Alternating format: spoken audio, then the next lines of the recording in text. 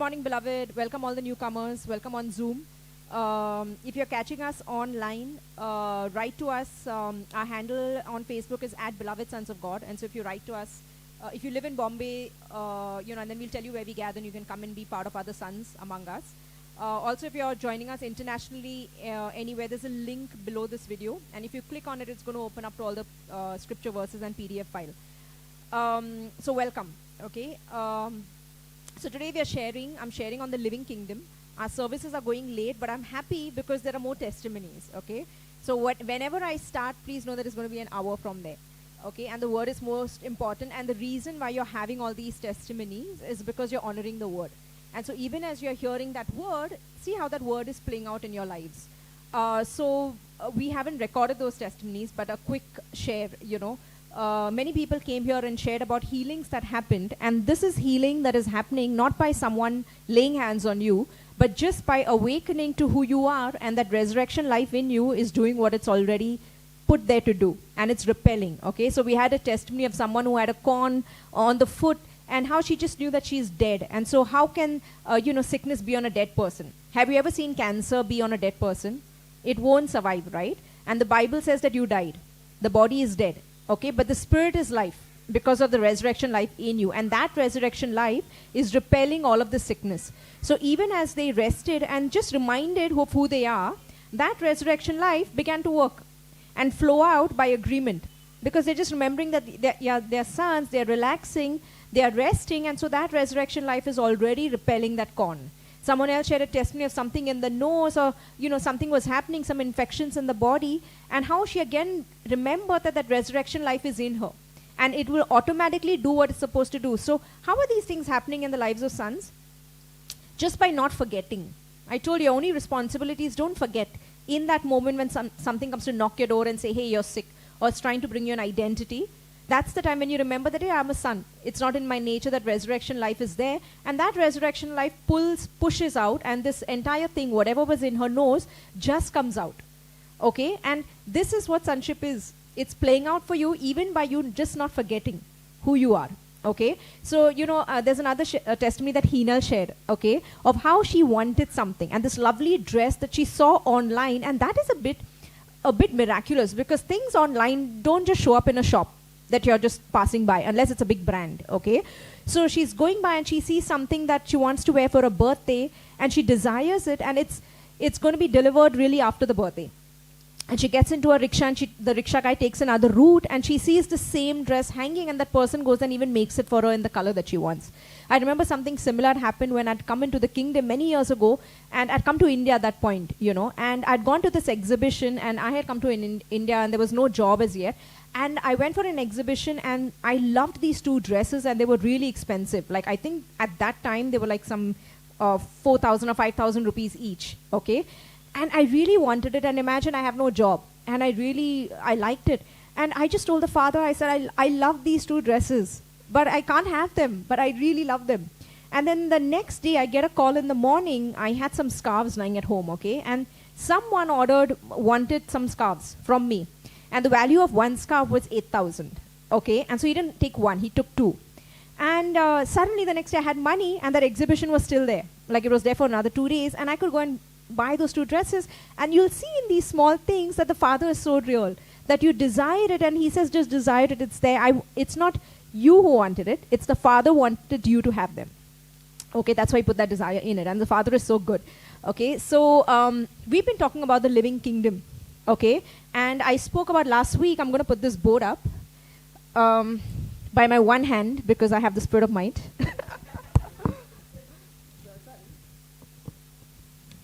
Can everyone see it? For the Zoom people, if you can't, I've put a photo of that on the Oneness group so you can see it. So for those who weren't here, okay, nothing in the kingdom of God is a concept. So if you talk about faith, faith is a living being. If you talk about wisdom, wisdom is a living being.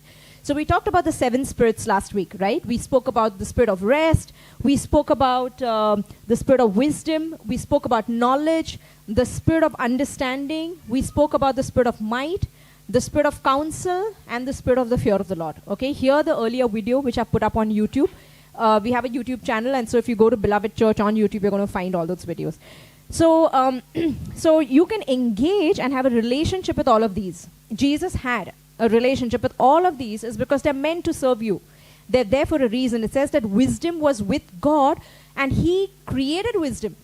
And then wisdom was the one doing all of these things right from the creation, even before anything was laid, before the foundations. And through wisdom, God did all of these things, okay? And in Proverbs, it talks about wisdom as being a real being. And so you can engage with wisdom. So one of the things I never knew I had was the spirit of might. And I don't think the body of Christ has tapped into this, right? And I gave you the example of Samson in the Old Testament, right? And Samson, he had this power and he took all the pillars down and everything. So remember last week I shared about engaging with the spirit of might in the gym? And there was this huge tire, about like 80 kgs. Now you have to know that when I go to my gym, I even take my own weights. Like I have a problem with 2 kgs. So I'll be like, he's like, we don't even do anything below 2 kgs at our gym. I went and bought my own weights of 1.5 kg, okay? And so they laugh at me when I go to gym, like, oh, there she comes. Like, she even brings her own weights and comes, okay? Like, why does she come to our gym? So, and now this is a tire that was there on the terrace, right? And this tire was 80 kgs. And so I told you last week when I went there, 80 or about 100, I don't know, but about 80, okay? And so he told me, he's like, I said, how heavy is this tire? So he's like, it's about 80 kgs or whatever, double your weight. So I went and how much could I lift it last week? I could lift it like a few inches above, okay? And I told you I called on the spirit of might. I remembered that I'm not going to lift this up, the spirit of might will. And so I could lift it up and I could like barely get it off like a few inches off the ground. But do you know when I lifted it up a few inches off the ground, I rejoiced. And I actually shared last Sunday that I rejoiced because I lifted it up a few inches off the ground, okay? So now I go back to gym the next week. And I get a call while I'm at gym from 4 sons from Beloved, or 5 sons, okay? Right when I was at gym, and I get a video call. I believe that video call was just to remind me, okay? And so I get this video call, and we're just saying hi, hello. They didn't know I was in the gym. And so then one of the sons goes like, Priya, so remember, spirit of might, okay? And then she tells me, not by might, not by power, but by my spirit. But do you know that in the old, when that is quoted, that verse, not by might, not by power, but by my spirit, says the Lord, it's meaning it's not in your might, not in your power, but by his power and his spirit. So when she said that, I was like, okay, I have the spirit of might. So again, now this time I go to so I want to share this because I want to tell you, everything that you hear, go and apply it. Because if you don't apply it, how will you even know that it's real? Okay? So I went to the terrace part of this, and then suddenly on that particular day, now I've been in this gym for over a year. I've never had someone flipping tires in front of me, okay, doing that, at least at the time when I'm there. This particular Sunday, I had this huge guy. Now this guy's buff, okay, like he's really built up, and he's taken this huge tire, and he's just flinging it, okay? And he's not just flinging it, he's exerting some sort of pressure and flipping it, and exerting pressure and flipping it, and then this girl comes, now whether it was his girlfriend or his friend or his sister, comes and is taking a video to see how amazing this is, okay? And this guy is like a huge built-up guy. And so they're doing this in front of me, and I'm looking at him flipping that tire, that same tire, okay? So now I tell my gym guy, and everyone is like clapping at him, and they're saying like, wow, he's so good, and through training and everything he gets there. So now I tell my trainer, I said, I'm going to do this. So he's like, ma'am, last week आपने मालूम है ना 1 inch थोड़ा उठाया था 1-2 inch. He's saying, इसमें training लगता है, let it be. Like, don't bother. Because just last week, we know what happened. Like, you couldn't even get it up. Okay? So, I'm like, so I tell him, I said, no, I'm going to do this. Okay? So, now, listen. Okay? So, everyone, so I went to this and I told my trainer, I said, please record it. Now, this is the faith that he had in me because he'd already seen 1 week before that I could barely get it like an inch off the ground. Okay? So, I go to this tire. He said, ma'am, I said, which was the tire? Because there were like 3 tires there. So he's like, it's this one, the 80 kgs. Now he told me, he's saying, why don't you start on the smaller one? Okay, like which is like about 30 kgs or 40. You start with that. I said, no, which was the one I couldn't lift? He's saying, yeah, लेकिन आप करो मत, इसमें training लगता है. वो जो आदमी कर रहा है means don't compare yourself to that other guy. He's done it for some time, and so it takes, he's got, used to that. So I said, no, I'm going to go. So now I go to lift my tire up, okay? Guys, and this is what I did. I said, spirit of might come. Because I'm not going to lift it. Spirit of might will. Okay? So I lift it and it goes right on top, and my trainer, and I was so irritated with my trainer because he's there. He ran to this guy with a hammer. He was hammering the tire because he didn't even believe that I would do it. And so the minute he saw me do it, he runs to get his camera to record it. And guys, I just didn't flip it once. I flipped it 4 times. You want to see the video? Okay, see this video. Okay. Hello, can you minimize this? Yeah, make it big. And guys, can you record? And make it, just scroll it down. Okay, now this is a heavy tire, okay? That is a smaller one behind this, which you wanted me to carry. Okay, just play that. This is 80 kgs. This is no joke. So, and now you have to know how miraculous this is, because there's a guy hammering behind, and he stops hammering. Okay. Look how easy that is, which I couldn't even lift up an inch. And that guy stops hammering there because he can't believe I'm doing this. So listen, now the funny thing, after this what happened, I told you there was a guy, right? And this girl was recording him. Listen, this guy's face just fell because this puny little girl came and just started doing this because just a few minutes before, they were all clapping to this guy, like how difficult it is. And he's like, yeah, I'm building up. And, he's like doing this. And then I was like, I'm going to do the same thing. And this guy just wasn't looking at me. The whole terrorist stopped. They started clapping, okay? So my trainer goes like, how did this happen? I said I called, Jesus, and I called on the Spirit of Might. He's saying, so all this time, why haven't you called him? Okay? Like, what have you been doing? But now imagine, okay? Now, I didn't do this. Like, this is the Spirit of Might who did this. Now, I go in the evening. Now, I've just lifted up 80 kgs. Imagine I have a problem with 2 kgs. And I've just lifted up 80 kgs here, okay? But because something broke loose in me, right? Like, I came to know that I have the Spirit of Might. I never engaged with him for all of these years. But the first time I decided to have a relationship with him, okay? And so the tire was the same. But what changed? How did the tire begin to respond to me? After I woke up. And that's how those situations will start responding to you. You think you need to pray for the tire. The tire doesn't need any prayer. Even as you start waking up as a son of who you are, you'll realize how all those, your circumstances, everything is responding to who you are. You are understanding. It's like a principle I'm showing you. Now I go home to sleep that night because now I have these things of like I've lifted up something heavy. I might get hemorrhoids. I might get a back pain. I might get things because I've lifted up like 80 or 100 kgs. I don't know how much. And I just didn't lift it once. I flipped it. Guys, I couldn't do it 1 inch before. Okay, and I rejoiced on a Sunday and I celebrated it. And what happened? It multiplied. Okay, it multiplied because we don't have a poverty mindset. That's how even money multiplies. That's how even Jesus, the loaves multiplied because there's no lack. And how did in 1 inch I celebrated that I lifted 1 inch, I flipped it 4 times, that a very strong guy needs to rethink what his weights are now and how much he needs to lift before, okay, later on.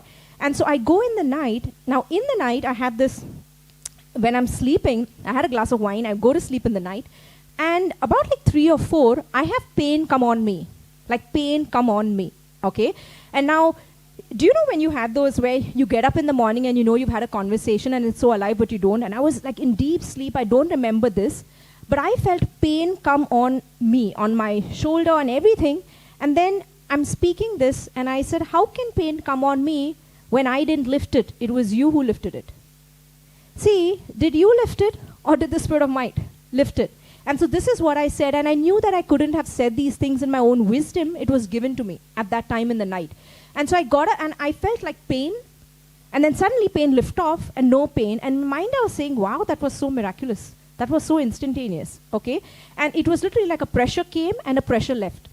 A lie came or a shadow came and a lie left, because at that point I addressed it. That's how sickness comes. That's how even cancer and all of these things can submit to if you don't forget who you are. So I got up in the morning, and I remember this vague thing that happened in the night, because I felt tingling all over my body. And then I remember telling the Holy Spirit in the night, I said, resurrection power, Holy Spirit, you take care of this. This is your job, not mine. I remember having this conversation, okay? And you do. And I felt like resurrection power, like electricity going out, like repelling, okay, out of me. It was like a little bit like a miraculous thing. So I got up in the morning, and I remember having this conversation, like, because I was in so much sleep. And I realized what the words that I spoke were truth. How can pain come on me When I didn't lift it, you did. So why should I be bearing the pain? How can pain come, right? It was a lie. And so literally the pain came, and in a minute, no pain. Everything got lifted off. Like, you think like pain, right? I've never had something this like miraculous, okay? But it was like this weight, and suddenly no weight, and everything left. And it was like because I addressed a lie that tried to come and tell me, hey, you did it. And I'm like, I didn't, Christ did. So by what authority? It's the same thing that Gitu, I'm dead, so how can this con exist here? Okay? Everything gets pushed out. Resurrection life in you is real. And if you don't forget, if you start speaking who you are, then all of the kingdom is bearing witness to the Son. Okay? Now I'm engaging with the spirit of might. You just saw it. I did it, and just because of a setback of 1 inch, I went again for it. And I believe the Father planted that guy there to flip tires for me to see it. That this guy is flipping tires. He's not even a son. How much more the Son? But I imagine this guy has trained for maybe 1 year, and someone is taking videos. That means it's really hard. And then this chick comes. My trainer had no faith, no video, and then runs to get his video, and he's aghast, and everyone stops on the terrace. Like, how did she do it? I said, the spirit of might did it. That's what I mean, right? Like in the old, you see Moses, right? He drops a stick, and it turns into a snake. If that happened today, everyone would call it the occult. But whose idea was to turn the stick into a snake? It was God's idea. And so everything, the devil is not creative, he only copies. So the kingdom has it first, and then the world copies it. But because we don't see the miraculous, we call that, oh, that comes from the devil. No, the kingdom has a lot of power. And you can do those things. And so I believe, like, that was such an amazing thing. I was flipping tires. When I saw that video, I only couldn't believe it. I was like, I had an issue with 1 inch. How did I begin to flip that? Is because when I was lifting, I said, spirit of might, it's you doing it. It's not me. It is you. It is you. And then suddenly, as I realized it is him, I began to flip it, and such that, and in the night, no pain. Because I didn't lift it. He did. Okay? That's how real the kingdom is. And it will start responding to you, and your environment and your boss and everyone will start responding, and it look rigid, right? Like it's not going up. Now think about your boss, not responding. My family member, not responding. But then you are changing, and you're waking up, and now that same family member starts responding to you. Those things starts responding to the Son. That's how it changes, right? Here the sermon on the solution to everything is Christ in you. Okay? It's you. That means, so all I know your problems are outside, and looks like you need to pray for those problems. We don't. As a son, we just wake up to who we are. And then the problems shift to us. Okay? So let's go into the kingdom. So I want to just share on the spirit of might. So engage. You want wisdom, you want counsel. Don't pick up the phone and call me, Priya, what should I do? Go to counsel. Counsel, I thank you, you're with me. Tell me, counsel, now what am I supposed to do in this situation? And then counsel will tell you what you're supposed to do. And his counsel will be very different from maybe the counsel you get from the person next to you. Okay? Engage, because the kingdom is so real. Okay, so now let's go to so we spoke about the 7 spirits, okay? the seven spirits. So now we're going to go into the gifts of the Spirit. What are the gifts of the Spirit? When you become a son, you become a son into the kingdom. So let's read Ephesians 4:11. Okay? Now look at this. It says here, and he gave some to be apostles. Apostle. What is an apostle? Someone who's starting a church. Apostolic. Okay? Some prophets. That means prophets. They're prophesying. We'll talk about all this. Some evangelists who are bringing people into the kingdom. Some pastors and teachers. Now see this, for the equipping of the saints, for the work of ministry, for the edifying of the body of Christ, so that they're all getting built up. Okay? Now what does it say in verse 13? Till we all come to the unity of the faith and of the knowledge of the Son of God, to a perfect man, to the measure of the stature of the fullness of Christ. That means, now this is called the fivefold ministry. Like if you go to most churches, there will be like maybe one guy has an anointing, and he's into the prophetic and he's just prophesying. Someone has got like healings going on and he's just like healing. Okay? And it's called fivefold ministry. And what is all of this for? What are all of these offices for? For one purpose. See this. So that you all come to the knowledge of the Son of God, to a perfect man, to the measure of the stature of the fullness of Christ. That means if you come here, do you need them now? That's why in Beloved, there are gifts. As a son, you'll engage in them. But we don't go after a gift. Because as a son, you'll operate in all of these gifts. Okay? Now see this. And verse 14. That we should no longer be children tossed to and fro and carried about with every wind of doctrine by the trickery of men, in the cunning craftiness of deceitful plotting, but speaking the truth in love may grow up in all things into him who is the head, Christ, for from whom the whole body, joined and knit together by what every joint supplies, according to the effective working by which every part does its share, causes growth of the body for the edifying of itself in love. Okay, so now all of these, we're going to go ahead. For newcomers, just hear the word, and it's all just going to come together. I love Heena's life, I love Jigar's, all of these new sons who are coming in is because you're honoring the word, and through relationship, all that, it'll just increase, and you'll just come to know, okay? Now, all of these gifts are there for one purpose, so that you're coming to the maturity of the Son. You're coming to the maturity of the Son. That means at one point they will cease. Okay, they're there to build you up. That's why I am in the role of a pastor, but you'll never hear me call myself a pastor. I mean, I know that if I have to go somewhere else, I'll say that, yeah, I lead the church and I pastor the church, but I always want to be in the identity of the Son. And pastoring is one of the things that I do. And I lead a church, okay? And because I always say that I'm a son who's leading beloved, okay? I like to be in that identity. So look at this. Now, 1 Corinthians 13. I'm going to read something, okay? Flow with me here. Now, concerning spiritual gifts, brethren, I do not want you to be ignorant. You know that you were Gentiles, carried away to these dumb idols, however you were led. Therefore, I make known to you that no one speaking by the Spirit of God calls Jesus accursed, and no one can say that Jesus is Lord except by the Holy Spirit. There are diversities of gifts, but the same Spirit. Diversities of gifts, but the same Spirit. That means it's the Holy Spirit that's doing all of these things. Okay, now see this. It says here, there are differences of ministries, but the same Lord. And there are diversities of activities, but it is the same God who works all in all. But the manifestation of the Spirit is given to each one for the profit of all. For to one is given, now see this, one is given the word of wisdom through the Spirit, to another the word of knowledge through the same Spirit, to another faith by the same Spirit. Now these are gifts of the Spirit. What is a gift? Do you have to do anything for a gift? That means it's independent of you. A gift. That's why people sometimes, look at, oh, but Priya, this person has the gift of healing, but look at the way this person leads their life. It's got nothing to do with what you do. It's a gift. That means it's a gift, meaning, do you know when you gift somebody a gift, it's got nothing to do with the person. They didn't earn it. It's a gift given. That means they can have the gift.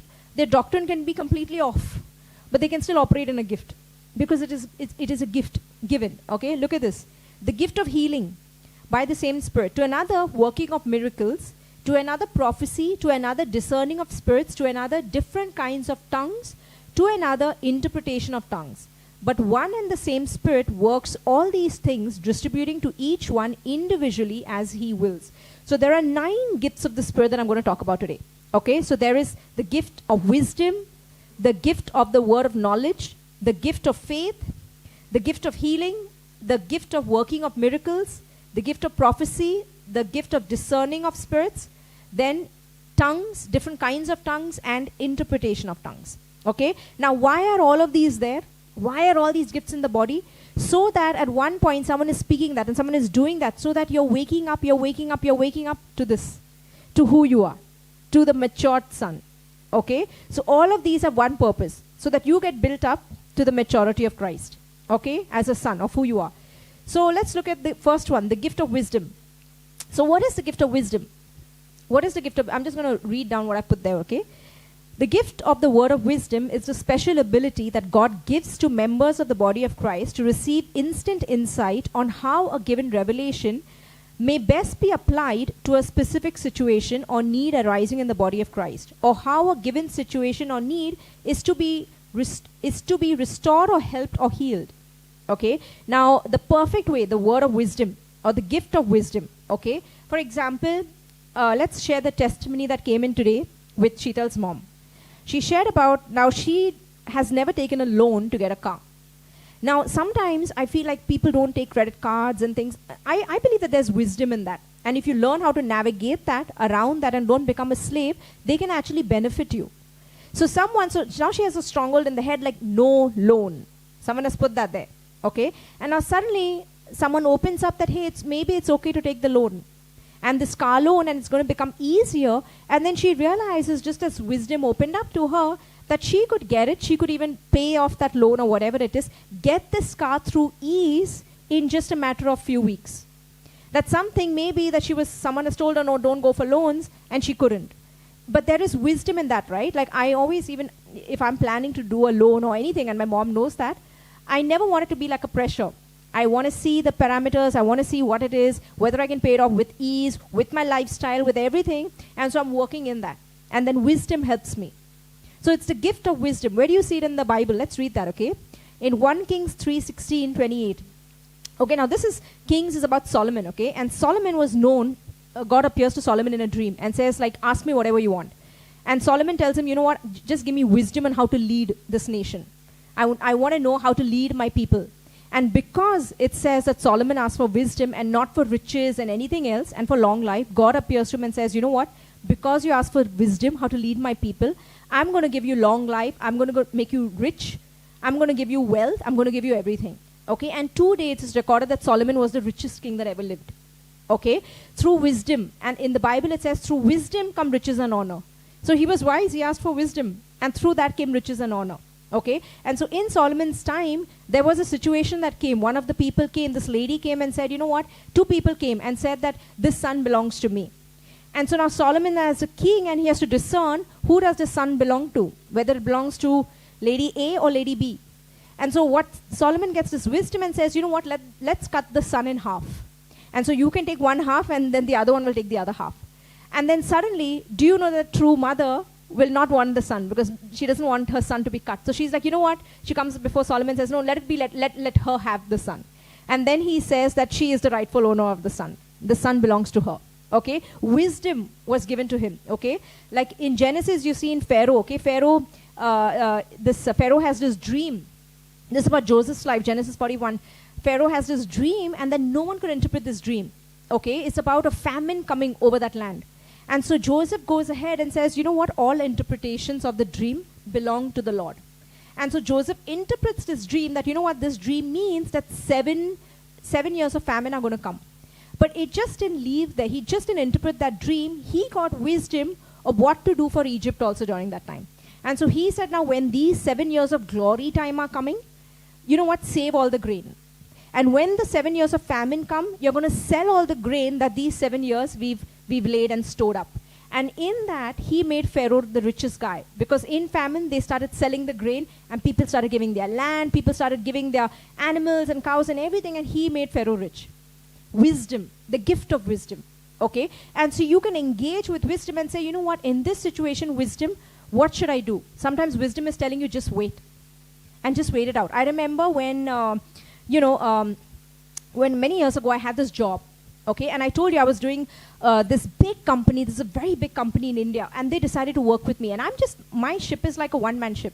Like I'm the only member on it, and then I might just hire like some other assistants who don't know what to do also. Okay, and I'm pretty much teaching them. And so I was in interiors, I was in visual merchandising, and this huge company came and decided to do business with me. Now it started off amazing, and I started making wealth that I had not even seen. Okay, and I was like, wow, this is just doubling and tripling up.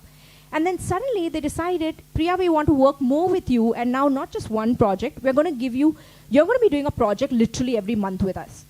And so that suddenly became like, I was getting very busy, very, very busy. And then suddenly something in me said like, no, I don't want to do the smaller projects because now it went into budgets and, get the money down and more. So there was money. There was a lot of work, but like the money is coming down a bit. But still, it's good money, okay? So I decided now I don't want to do it. Now, trust me, the wisdom that came from the world, if I spoke to any friend, they were like, are you crazy? This is a big company that is coming to you. This looks like God. I said, but God will not make me very busy.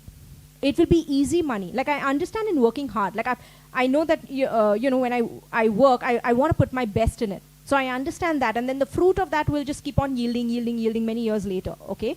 But this was me just getting too busy and not having the time for anything. So I was like, no, I'm going to write a mail. So I wrote a mail and I said, because, if it's a big company, they're going to contract you in it. And they're going to make you sign in it before you do something. So I decided not to. I said, no, I don't want. I wrote a letter. I said, I'll only do the big projects. The smaller ones I don't want to do. And so they decided to go with somebody else, okay? praise God for that wisdom because I didn't get it from the world. I just said no because I just knew my Father that if God gives me something, it will have the money, but it'll also be easy. It's not going to be like this sweat because I won't have time for the word. I won't have time for Him. What's the use of the money? Okay? And so I did that. I said a no. Thank God I didn't sign anything because a month later, I got a show. I got back into TV because I'd taken a long break from TV, getting back into TV. And then this big show came, and you know what I'm doing now? I'm designing and back to designing. And it just happened, and the same amount of money that I've made in a year, I'm making in a few months. Okay, God's wisdom, and I have even more time, and more things came out of that. But that wisdom could have only been given by the Spirit of wisdom. Like Priya Say noted, it looks good to the world, but not for you. Are you understanding? And so ask for the Spirit of wisdom in all things, okay? I remember, just advice for married people. I've seen people do blunders and things just go down is because they didn't use wisdom. If you have children with you and if you're running a family, I've seen this happen because I'm just saying that. At that time, I was like, someone came and, they had a family, they had children, and they both wanted to get into business. Okay, and they're like, we're trusting God with it. And in my mind, I knew that that's not a right move. Because if you have, it's another thing if I'm independent, okay? But if you're taking care of children, and I just said, I think one of you should be employed. And then the other one try out the thing of getting into, now, this was not something that, I got like a light and coming and thus you shall do it. It's just simple wisdom. Because it'll just help you make decisions, because under pressure, sometimes you make foolish decisions with monetary pressures, okay? So I said that I don't think this is a good idea. One of you all should be employed, and the other one try out a new venture. They both didn't do that. They both went into, by faith into this whole thing, and it toppled down in some really bad things that had followed later on. But it began with something this simple. And it went into just bad choices, okay, for their family, and there was a strain on the marriage as well, and things like that happened, but it just came by just somebody not listening to wisdom or just asking for wisdom, okay? So get into wisdom, ask for wisdom, especially in relationships also, okay? Sometimes it's just a matter of wisdom, of how are you speaking with people. Okay, let's talk about the gift of the word of knowledge. So what is the word of knowledge, okay? The gift of the word of knowledge is the supernatural revelation from God that gives you details or information about a certain situation or person that is not known to you prior to the revelation. Okay? Now we had a boy who came in, beloved. You know that, for some of you know that, who came in 2 years ago. And he had, I believe that he flowed more in the word of knowledge than prophecy. Okay? Word of knowledge is where God brings something to your awareness about that person's life, and you have no way of knowing it before. Word of knowledge is the way when I met Geetu, I told you she was, I had gone through a friend, she's a dermatologist, and I'd gone to her clinic. And then I get a dream about her life. And I saw certain things, and so I told my friend is like, no, this is not Geetu's life. I know her very well, this is not Geetu's life. And God caused it one day that suddenly I was alone with Geetu, and my friend got a call and she had to leave. And so I was alone with her, and I said, Geetu, I had a dream about you, and so I saw these things.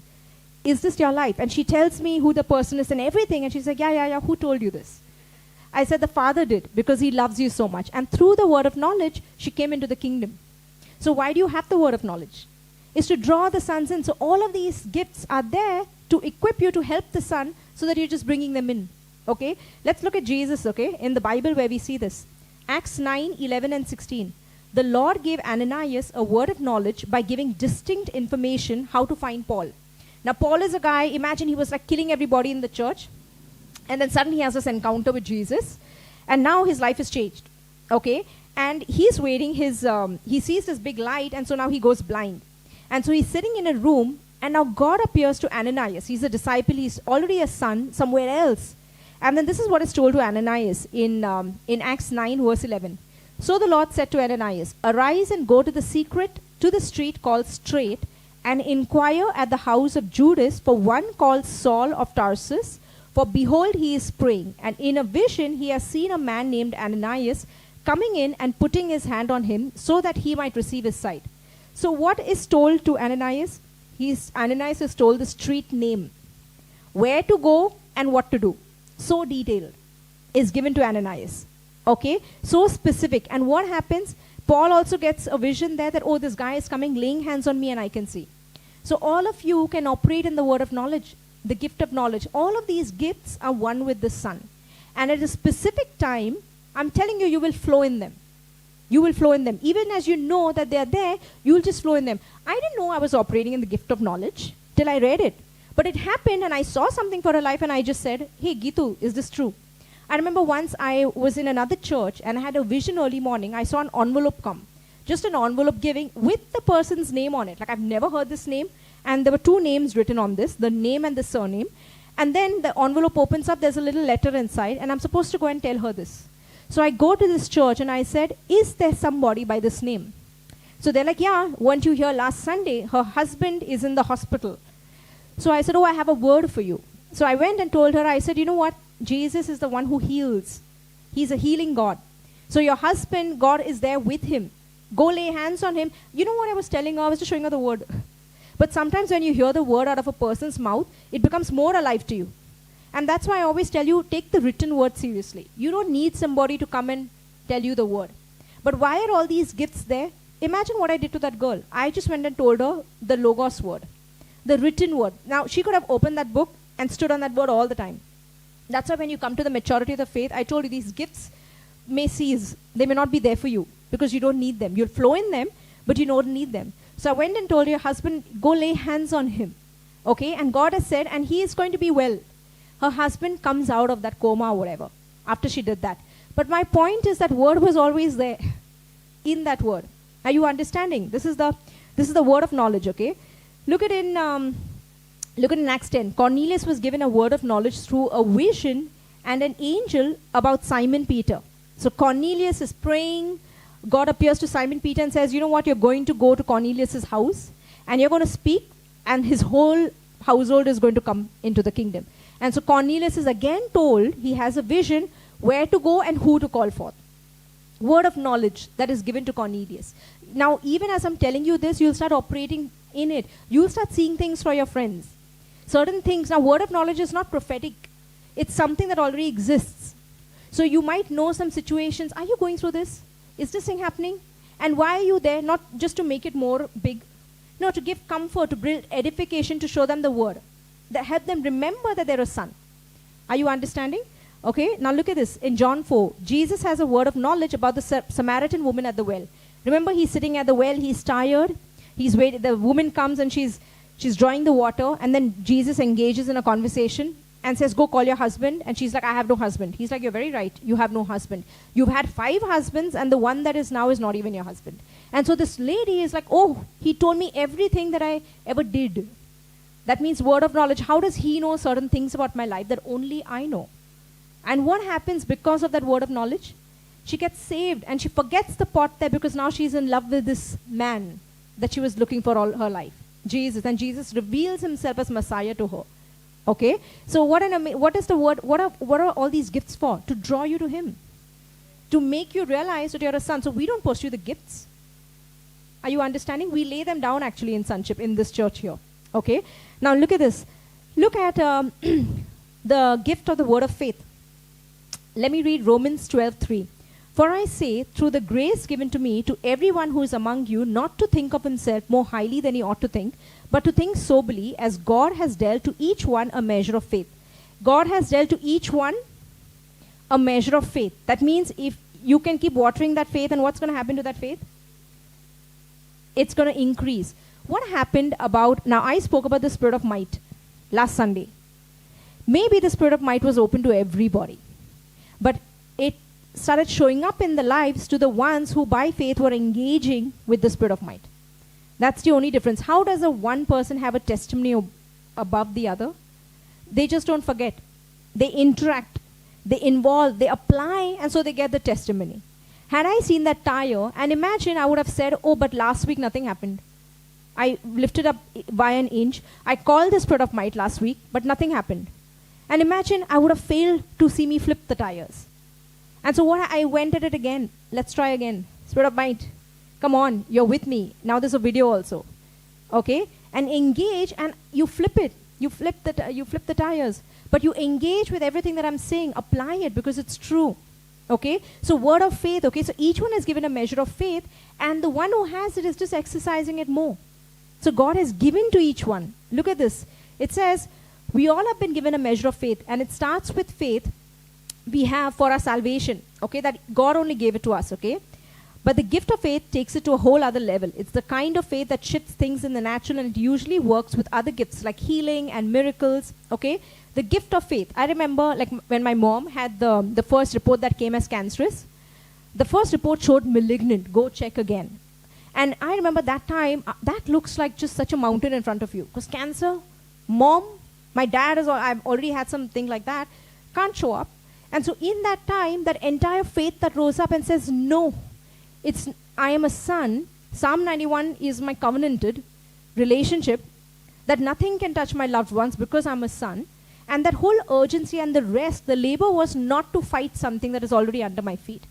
Okay, and so the prayer request and all of that would have just been unbelief, trying to fight something that has already been fought. And so the rest was not praying and not trying to fix something that needs to be fixed. And I told you, even as I rested and we did that same report again, I said, we'll do this again, this test, this is wrong.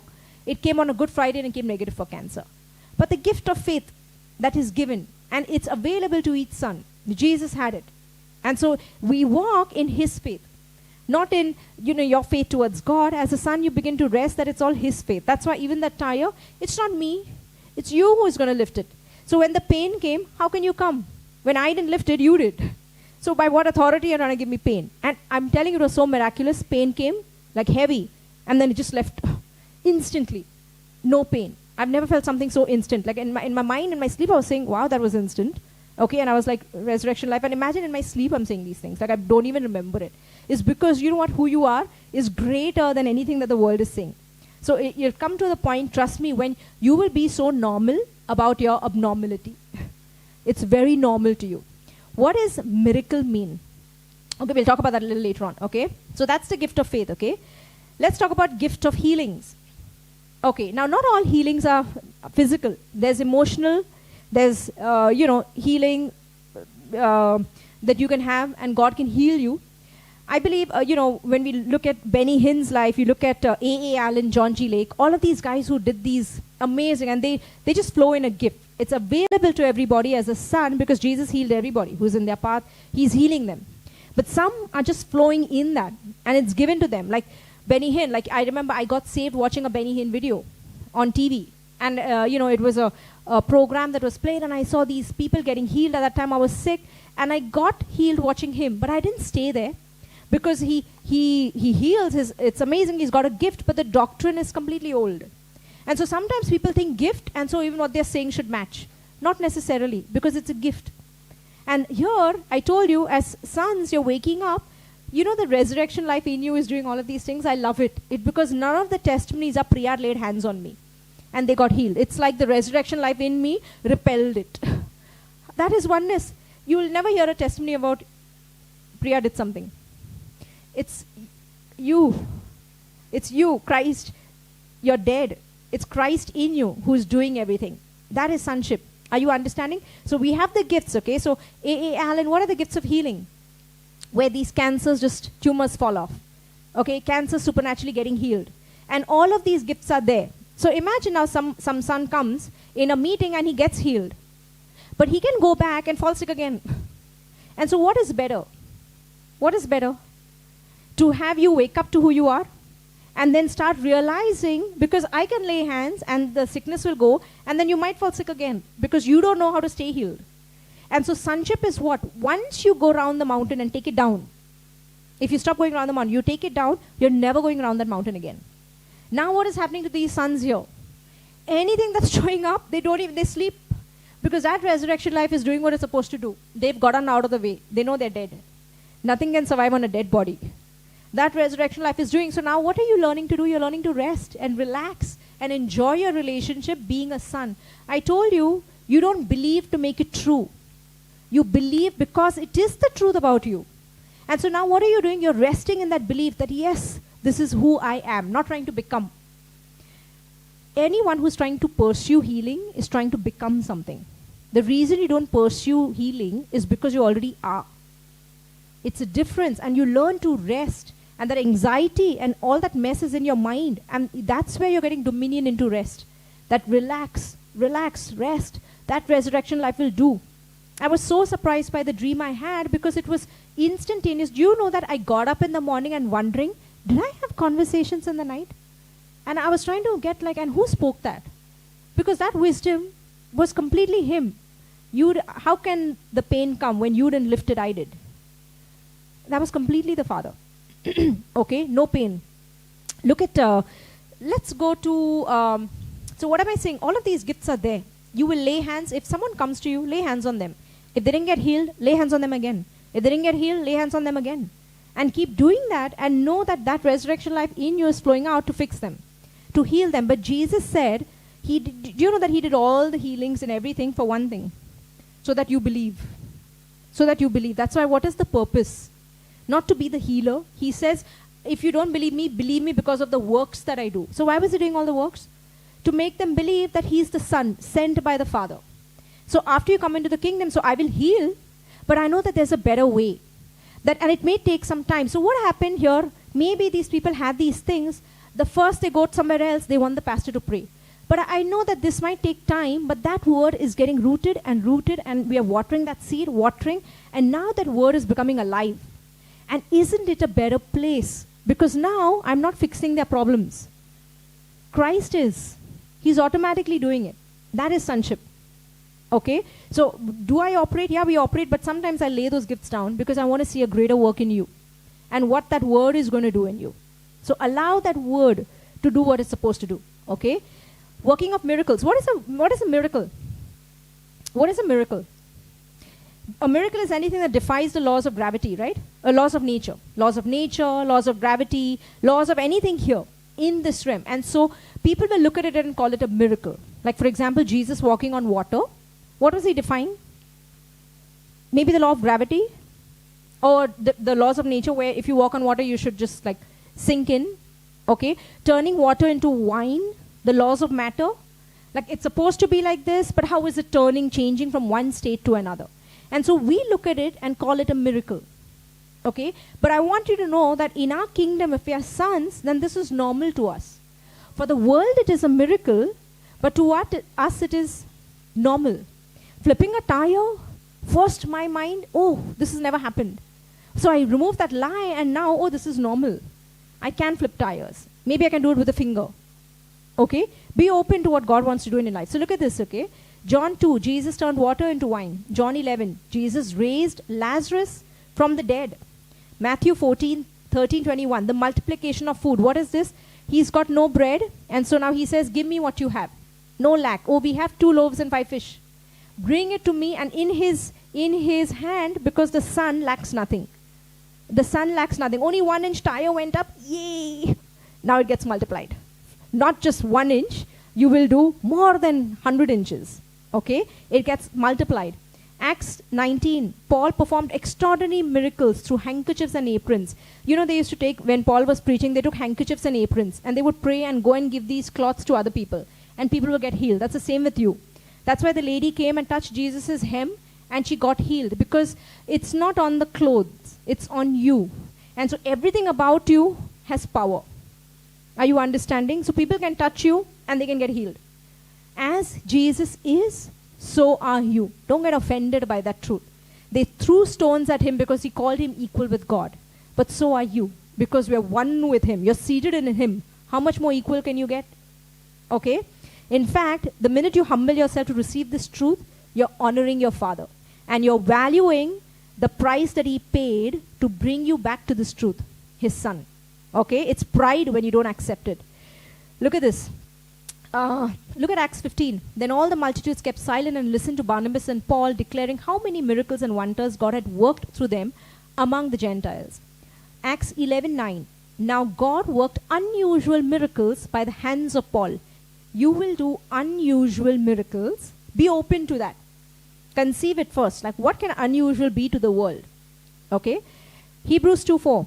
God also bearing witness both with signs and wonders and various miracles and gifts of the Holy Spirit according to his own will. Miracles. That word miracle in Greek actually means just dunamis, power, might, strength, power, miracle, like power. That's a miracle. Imagine going to the doctor, someone has a tumor, and then you pray for them and the tumor disappears. Someone has one kidney and doesn't have two kidneys, you go pray, and then two kidneys appear. That's a miracle. That's a miracle, and that's happened. I remember I'd gone with Cyril once, and to Dharavi somewhere, and someone, I don't remember, but he had some kidney issue. And that was young. That was the time when I came to know you can lay hands and get people healed. So I was doing all of that. And so I go with Cyril, and so we prayed for somebody who had a kidney or something, some issue like that. And he's not supposed to live. And then 1 year later, Cyril tells me, oh, that guy's like running around and he's all well. And what happened when he went back, that the kidneys started working together. Like nothing is wrong with your kidneys. Both of them appear, everything is fine. That was really miraculous. And I came to know that one year later. Okay? But like I said, what is the greater thing? What are all these gifts for? To bring the people into the kingdom. And after they come into the kingdom, what is maturity? Start listening to the word and about who you are. So that you don't need these anymore. You're not living your life from miracle to miracle. You're living your life in a state of blessing. Are you understanding? Okay? Prophecy. Okay, let's look at prophecy. Okay, now prophecy, a lot of people, I think, mix word of knowledge and prophecy together. So people can flow in word of knowledge and then begin to prophesy. And that's where the error happens. So there's a difference between this. And I've got hit by this and I've got hurt by this also. Like people have come, they lay hands on me, and this happened many years ago. And people maybe were flowing in the word of knowledge where they could see certain things. But now they begin to speak certain things about the future. And that's where the error happened. And that's why I feel people get hit and hurt. And they feel like, oh, they said some things they saw, but it didn't happen. And I believe that person was just flowing in the word of knowledge, not in the prophetic. Okay? And what is prophecy? Let's look at what the word says. What is the gift of prophecy? In Revelation 19. Then he said to me, write, blessed are those who are called to the marriage supper of the Lamb. And he said to me, these are the true sayings of God. And I fell at his feet to worship him. But he said to me, see that you do not do that. I am your fellow servant, and of your brethren who have the testimony of Jesus. Worship God. Imagine someone is falling down to John and worshiping him, and he's saying, listen, listen, listen. I am not, don't do that. Okay? Worship God. And now this is prophecy. For the testimony of Jesus is the spirit of prophecy. What is the spirit of prophecy?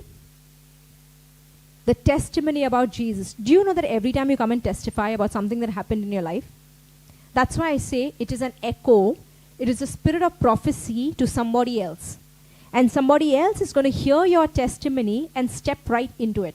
That's why don't hide your testimonies. Come and share of what Christ has done in you and through you. It is a prophetic voice.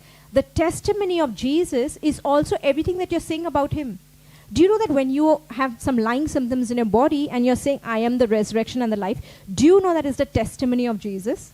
And guess what's going to happen? It's the spirit of prophecy. You're prophesying your future already. That, yeah, this lying symptom can't be in me. It's getting repelled. That's what it is. That is the spirit of prophecy. And so one can be operating in the word of knowledge, and I can see certain things in your life, and then maybe I begin to speak certain things, prophetic. And so people mix it. What is prophecy? It's only for edification, for exhortation and comfort. That means to build you up, to exhort, and to give you comfort. I'm not going to tell you anything apart from the word. Someone came to me and said that I have so many properties. What do you think I should do? I said, do you want a prophetic word? You can't lose anything. Now, it's out of the Logos word, I've taken it. But to that person, it's very real because I just said it. You can't lose anything. I've just told them the word of God. That's it. I don't counsel anything else. As sons, we don't counsel anything outside the word of God. Everything is in the word of God. Okay? Someone came and said some marriage issues, and I didn't need a prophetic voice to tell me. I said, my dear, God will not do anything apart from his word. So I can look into the word and tell you exactly why this is not happening and why this will happen. I'm not being prophetic. I'm just looking at the word and saying this. I gave a counsel to a couple once, and I said that you've forgotten you're a son. This relationship is going to end in death. How do you know that? I said, I don't. I'm looking in the word, and the word says that you have to be a lion, like speak up for what you believe. Not submit to your husband. I said, yeah, it's fine. It's written there, but you don't understand. Your purpose is to draw him in. If you're not opening up, it's not going to end in life. And they both knew Jesus, okay? But one was a son, the other didn't. That relationship didn't pan out. It ended in death. And now she's married to another son. And she's speaking in that relationship and drawing him in. And giving all that life, okay? The word was enough for me to even see how it was going. Okay, so what is prophet? Is this like some light coming and telling me? No, the word is enough. The word is my counsel. Okay? Let's look at discerning of spirits. I'm going to take another 10 minutes and we're going to be done, okay? Discerning of spirits. Okay, now what is discerning of spirits? Beloved, do not believe every spirit, but test the spirits to see whether they are from God. For many false prophets have gone out into the world. This is 1 John 4:1. Okay? Do not be conformed to this world. I'm reading Romans 12. But be transformed by the renewing of your mind, that by testing you may discern what is the will of God, what is the good and acceptable and perfect will of God. Hebrews 5:12. I'm going to read these because they're important, okay? For though by this time you ought to be teachers, you need someone to teach you again the first principles of the oracles of God, and you have come to need milk and not solid food. For everyone who partakes only of milk is unskilled in the word of righteousness, for he is a babe. But solid food belongs to those who are of full age, that is, those who by reason of use have their senses exercised to discern both good and evil. Hebrews 4:12. This is very important, guys, so hear it. For the word of God is living and active, sharper than any two-edged sword, piercing to the division of soul and spirit, of joints and marrows, and discerning the thoughts and intentions of the heart. 1 Thessalonians 5:21. But test everything, hold fast what is good. Why is discerning of spirits so important? If you don't know the covenants, if you don't know the Old Testament, and I'm not, when I say covenant, I don't mean testament. Because even a lot of the Gospels is still the old covenant. Jesus walked in it to fulfill the law. So a lot of things that he's saying is not necessarily to you. He's saying it because he was under the law. He had to fulfill the law. That's why imagine the 3/4 of the new covenant, like Christ in you, that revelation that you died. It's all Christ in you was given to someone who didn't hang out with Jesus in the flesh when Jesus was here on the earth. It should have been given to the disciples, right? Like you think Matthew, Mark, Luke, John, they should get it. But God chose Paul, who was not hanging out with Jesus. Why? Is because the disciples saw him in the flesh. They saw him under the law. And so God takes someone who is not hung out with him, takes Paul, and gives him this revelation of sonship that I'm preaching to you today.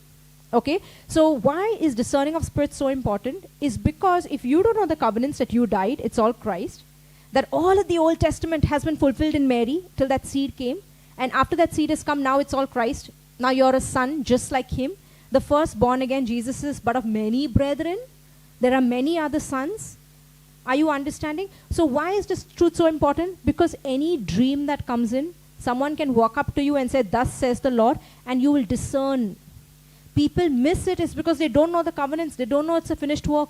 And so they say, thus saith God. We had somebody in, someone recently, elder in our church, Gitu, she got a call from somebody whose husband was serious in the hospital with COVID. And this, her wife, and so their sort of group believes in casting out things and deliverance and things, and it's pretty much all of the Old Testament. And so when she gets a dream, the wife's friend gets a dream and says, don't go and lay hands on him because God doesn't want him to live. Or something like that, okay? And some dream that they interpreted. Gitu had reached out to them and said, your son, it's in God's perfect will for this man to live. Okay, but imagine a dream, and then, do you know when then Gitu even tried to speak to this person, she took up some chapters from the Old Testament and says, look at this, look at this, look at this, and quoted some scriptures from the Old. And you know what happened at the end? The husband passed away. And in my head, I'm thinking, all of this, if you don't know who you are, you can't even discern.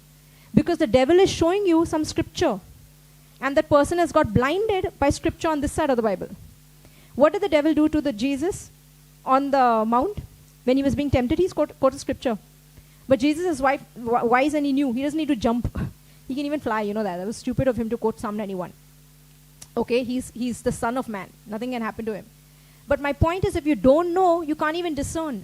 Discerning of spirits. And so I told Gitu, and Gitu told her, I don't care what dream you got. The word is enough. Jesus healed everybody, and if the husband is, go lay hands on him and raise him up because it's God's perfect will to heal him. Okay? I had once when I was in church, and there was this, now I had this a dream beforehand, okay? And this was in my early years, and there was this prophet who came into that church and started pulling up people in the church and started just telling them all their sins. You do this, you do this, you do this is wrong, you're watching this, you're watching this. And all of these people were very excited about this thing. But now in Hebrews, it says that your sins I will remember no more. So if God doesn't remember my sins, who is this person coming and pulling out all their sins? What spirit is that? And then everyone thinks this is the Holy Spirit.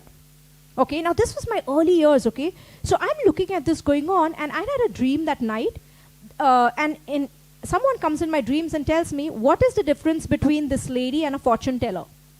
A fortune teller, that means it's just, by wrong spirit, okay? So the next day I go, I don't even know this prophet is supposed to come. I see all of these things going on. Now I go in the evening for a Bible study, and this lady has come there. Now I've got my head down, and suddenly like a thought comes, and not a good thought. And do you know that when those thoughts are not of yours, like you just know it? So in my head I'm like, I didn't think this. Father, this is not my thought, okay? And I thought something really bad. And suddenly this lady says, get your thoughts on God, daughter. And the minute she said that, I was like, this spirit is wrong. Because I knew that this is not mine. The Father knows this is not mine. Who told her this? The one who put it. Are you seeing it? Discerning of spirits. And so I was like, I don't care what she pulled. This is not God. And I walked out, and imagine the whole church was gaga over this person because they're pulling out sins. Stick to the word. So now I told you the word is a discerner between spirit and soul. So if you don't know the finished work, you will get carried away by the bandwagon. And 100 people are doing it, and you get sucked into that 100 also. That's why you have to know the finished work of the Christ. Which side of the cross are you on? Not on this side. We're on the resurrected side of the cross, where everything is finished. So if he doesn't see any sins about me, and everything is under the blood, who are you to pull out something? Okay? Who are you remembering it? Because clearly he doesn't. Okay? And we honor the Father. So discerning of spirits, okay? So it's so important, that's why, to lay the foundation of the finished work. Because then automatically you'll start discerning what is not. I've had people, I told you, prophesy things about my life, and I really believe, when even we talk about prophecy, like Jesus prophesied about Jesus. Jesus prophesied about Peter, like the kind of death he was going to have. Okay? Peter already knew it. I don't believe that the Father will tell you anything new. That's your relationship that you get to have with him. So whatever is already in your heart, he might just affirm it through somebody else. But I don't think it'll be like a fresh thing that you hear and that you didn't know anything about. Because I believe that creates separation between a relationship. If some third party came and told you something. I told you my rest, right? Once when everyone was running to this prophet because he's going to tell you things about your life. And in my head, I just come into the kingdom. I was like, what is he going to tell me I don't already know? He better not. Because is my Father keeping something from me? That's the first thing that happened to me. Okay? So, sons, you rest in your absolute relationship that you know all things. You know the Father, and the Father knows you. Okay? That's the confession of your mouth. Different kinds of tongues and interpretation of tongues. Okay? Now you read Corinthians 14. Okay? Where it talks about, I'm just going to read from, why do you all pray in tongues? New people here. Okay? I'm going to read from, one second. I'm going to read on Romans 8:26. Likewise, the Spirit also helps in our weaknesses, for we do not know what we should pray for as we ought. But the Spirit himself makes intercession for us with groanings which cannot be uttered. Now he who searches the hearts knows what the mind of the Spirit is, because he makes intercession for the saints according to the will of God. And we know that all things work together for good to those who love God and to those who are called for his purpose, according to his purpose. What are you doing when you're praying in tongues? When you're praying in tongues, it says you're praying the perfect will of God. I told you once my mom had a lump here, early years, okay, and I didn't know what that lump was. I just saw her face, I woke up, I began to pray in tongues, I spoke Psalm 91, I went to sleep. The next day, her best friend comes and says, Sarojini, what is this lump here? And my mom hates doctors. So, but because her best friend said, she went to the doctor. The doctor said, very good, you've come now. This was TB, but you've come exactly at the right time, so medication can fix this. And so God knew it, and so when I'm praying in tongues, I'm praying without my understanding. But Jesus is praying the perfect prayer about that situation, and the matter got fixed. That's what is happening when you're praying in tongues, okay? And so what does it say? Look at in verse 13, 1 Corinthians 14, verse 13, okay? For if I pray in a tongue, my spirit prays, but my understanding is unfruitful. What is the conclusion there? I will pray with the Spirit, I will also pray with understanding. I will sing with the Spirit, I will also sing with understanding. That means pray in your understanding. But also, try and be conscious that every time you're praying in tongues. Because it's the Spirit praying about that situation. Sometimes the Spirit is only praying, Priya, get out of the way. Priya, get out of the way. Relax. Learn to relax. Cast this care. And then Priya is learning to rest even as you're praying in tongues. Okay? Paul said that, I pray in tongues more than all. So I encourage you to pray in tongues. What is interpretation of tongues? Okay? I think by faith you should start doing this here in Beloved. Okay? When we're praying in tongues, when we're coming on Sunday, it says that when you're praying in tongues, let somebody by faith begin to interpret that tongue. So just begin when we're coming together and praying, open your mouth and maybe the Holy Spirit will fill it about what God is saying or what the Spirit is saying in that situation. Okay? And that is the interpretation of tongues. I've put those scriptures there so you can read it. And why are all of these gifts here? Why is the interpretation of tongues there? Why is all of these things here? It says that so that when an uninformed or an unbeliever comes in, he will come into the kingdom. He'll see that God is so real in our midst. And he'll get saved and he'll come into the kingdom. That's it. But so why are all of these gifts there? I told you, why are all of these gifts here? To build you up, to edify you. But we don't get stuck in them. You can heal people and you can get stuck in the identity of healer. You can prophesy and do all these prophetic things and get stuck in the identity of a prophet. Okay? Look at this, 1 Corinthians 12. I'm going to end this in this. For as the body is one and has many members, but all the members of that one body, being many, are one body, so also is Christ. For by one Spirit we were all baptized into one body, whether Jews or Greeks, whether slaves or free, and have all been made to drink into one Spirit. For in fact the body is not one member, but many. The body is not one member, but many. If the foot should say, but I am not a hand, I am not of the body, is it therefore not of the body? That means my foot will say I'm not of the body. Is it important to me? Can I feel it? When you bang your foot, can your whole body feel it? Suppose Zah comes and touches somebody here. Can your whole body feel it? Your whole body will feel it. That's why in Revelation also, no oneness, if you get it and start walking as sons, the whole body will get it. That's when you hear Priya, they're speaking the same thing. They're preaching the same thing. They're also talking about oneness. They're also talking about sonship. Yeah, because you've started waking up. The whole body will get it. Okay? Now see this. But now indeed, okay, because I am not a hand, am I not the body? Is it therefore not of the body? And if the ear should say, because I am not an eye, I am not of the body, is it therefore not of the body? If the whole body were an eye, where would be the hearing? That means if one person is doing everything, who is the eye? Who is the foot? Who is the hand? Okay? Okay? Who would do the hearing? If the whole body were hearing, where would be the smelling? But now God has set the members, each one of them in the body, just as he pleased. And if they were all one member, where would the body be? That means little finger. That means without, I can do everything. I don't need Zah. I don't need Gitu. I don't need Hebron. I don't need Sheetal. God has purposely displaced everything because you need everybody. Okay? And because in everyone we're going to see it together. Are you understanding? But now indeed there are many members, yet one body. And the eye cannot say to the hand, I have no need of you, nor again the head to the feet, I have no need of you. No, much rather those members of the body which seem to be weaker are necessary, and those members of the body which we think to be less honorable, on these we bestow greater honor, and our unpresentable parts have greater modesty. But our presentable parts have no need. But God composed the body, having given greater honor to that part which lacks it, that there should be no cynicism. How do you pronounce that? Schism in the body, but that the members should have the same care for one another. And if one member suffers, all the members suffer with it. And if one member is honored, all the members rejoice with it. Now you are of the body of Christ and members individually, and God has appointed these in the church. And that's what you're doing. First apostles, second prophets, third teachers, and after that miracles, the gifts of healing, helps, administrations, varieties of tongues. Are all apostles? Are all prophets? Are all teachers? Are all workers of miracles? Do all have the gifts of healing? Do all speak with tongues? Do all interpret? But earnestly desire the best gifts. And yet I show you a much excellent way. And then Paul goes on to talk about, he talks about just walking in love. Okay, and he talks about, take on prophecy out of all, because, prophecy will edify and build out of all. But he talks about, look at this in verse 13, though I speak with the tongues of men and of angels, but have not love, I have become a sounding brass or a clanging cymbal.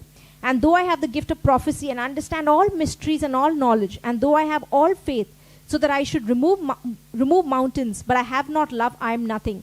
And though I bestow all my goods to feed the poor, and though I give my body to be burned, but have not love, it profits me nothing. Love suffers long and is kind. Love does not envy. Love does not parade itself, is not puffed up, does not behave rudely, does not seek its own, is not provoked, thinks no evil, does not rejoice in iniquity, that means in sin, but rejoices in the truth, bears all things, believes all things, hopes all things, endures all things. Love never fails. But whether there are prophecies, they will fail. Whether there are tongues, they will cease. Whether there is knowledge, it will vanish away. For we know in part and we prophesy in part. But when that which is perfect has come. What is perfect? But when that which is perfect has come, then that which is in part will be done away. Remember we spoke about all these gifts are there so that you become into the perfection of the Son of God, to the mind of Christ. And so it's saying here, when that which is perfect has come, that which is in part will be done away. That means these gifts will cease. Okay? When I was a child, I spoke as a child, I understood as a child, I thought as a child. But when I became a man, it's all there to help you when they're babies. Yeah, come on, I'm laying, my gift is here to heal you, to set you free, to prophesy, to do all of these things. Okay? But it's saying here, I thought as a child, but when I became a man, I put away childish things. For now we see in a mirror dimly, but then face to face. Now I know in part, but then I shall know just as I also am known. Are you understanding? These are all gifts they will cease till you're coming to the maturity of a son. That's why fivefold ministry will cease. Sonship is here. I rather wake you up into who you are. That resurrection life is kicking out things out of people. What is better? What is better? And so what do I do? I lay that gift down. I may have the gift, but I lay it down. I use it to bring unbelievers in. So I lay hands on people who are sick, who are unbelievers. And then the minute I get them into the kingdom, I start pushing sonship. And then it might take time, because if I lay, it's quick. But then they also come back to me quickly with another problem. And then if I lay that foundation down of sonship, it takes time, but it is permanent, that foundation. And you've made them a matured son now. Are you understanding? And see this. And now abide faith, hope, and love. These three. But the greatest of these is love. And so I'm hear that sermon on love in spirit and in truth. If you hear that sermon, you'll realize we actually in Beloved love you a lot. To pierce that word into you and not do the things sometimes that the churches do. But here we don't, and it looks cold. Like, oh, she's a little cold. She doesn't do this, she doesn't do that. Okay? But I do it because I love you. And His love looks a bit different, because I have to love you in spirit and in truth. Okay? And me reminding you so that you don't forget who you are. You've come to me with this problem. Listen, who has come to me with this problem? Christ came to me with this problem. And then you'll realize, oh, why did I come to her? Are you understanding? We love each other in spirit and in truth, not with the worldly love.